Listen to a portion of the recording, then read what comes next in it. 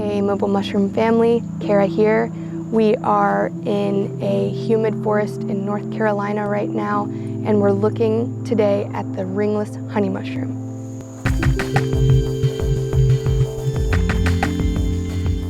These are saprobic and parasitic mushrooms. They come up in the summer to fall transition, like now, which is August to September. You'll find them in forests, lawns, almost anywhere, feeding on dead or live wood beneath the soil. They have gills, and guess what? These mushrooms are edible and supposedly quite good. So stay tuned and we'll talk about them.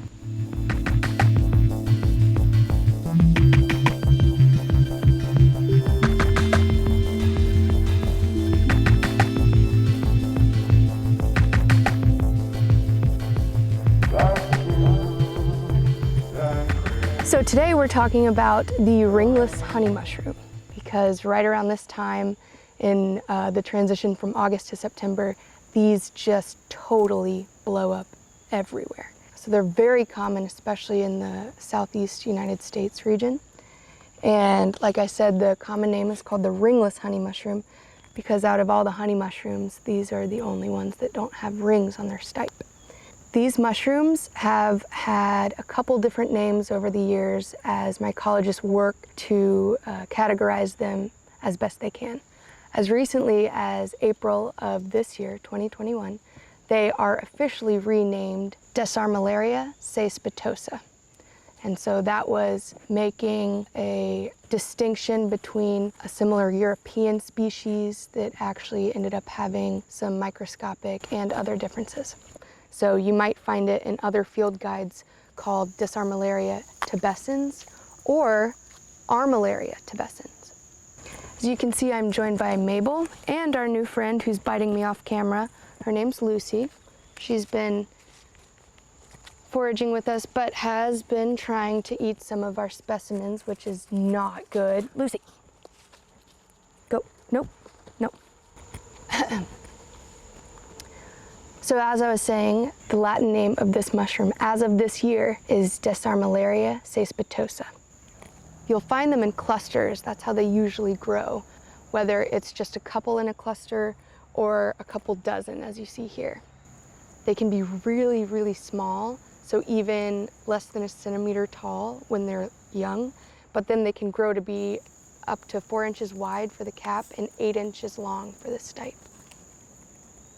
They are saprobic and parasitic, so they do kill trees that are sick, and they will feed on live wood and slowly kill trees that way. But as you can see here, these are coming up from root structures, and a lot of times these mushrooms look like they're terrestrial, coming up from lawns and suburban areas even, but they're actually always feeding on wood underneath the soil. So whether it's live wood, like a live root that's connecting to a tree, or sticks or logs or just woody debris that's dead wood, they do feed on wood. So they are saprobic and parasitic. These mushrooms are also edible, and they're pretty good is what I've heard. I myself have not tried them yet, so I'm excited with all these fruitings to find some good specimens to take home for the table. But as with a lot of honey mushrooms, these need to be even more thoroughly cooked than other wild foraged mushrooms because there have been anecdotal evidence of some stomach upsets if they were not thoroughly cooked. I apologize for this off-camera distraction. Hey, no, Lucy, Lucy, no, no, no, Lucy, stop it.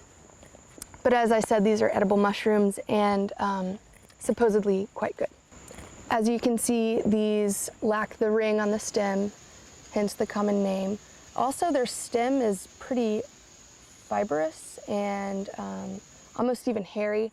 The cap also has these little hairy fibers, and as they mature, they tend to create like a depression in the cap, like you see here, and they range in color from a reddish brown to yellowish brown, but most of the time are this sort of ochre orange brown color.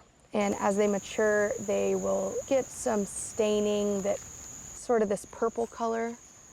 And once they're all staining that color and are pretty large, those aren't really the ones you'd want to take for the table. It's more the young, fresh ones that don't have any of that staining yet. Those will be the best for foraging.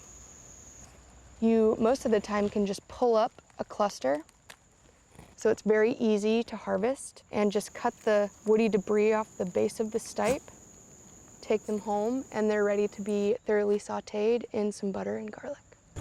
As I was saying, these honey mushrooms are just some of a lot of different honey mushroom species. But a fun fact is that some honey mushrooms are actually capable of producing bioluminescent mycelium.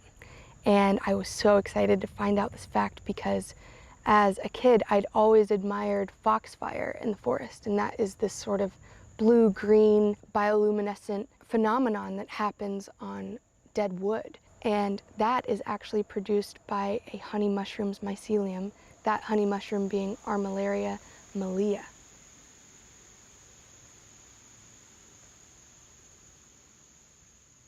So thanks for joining us, Mobile Mushroom family.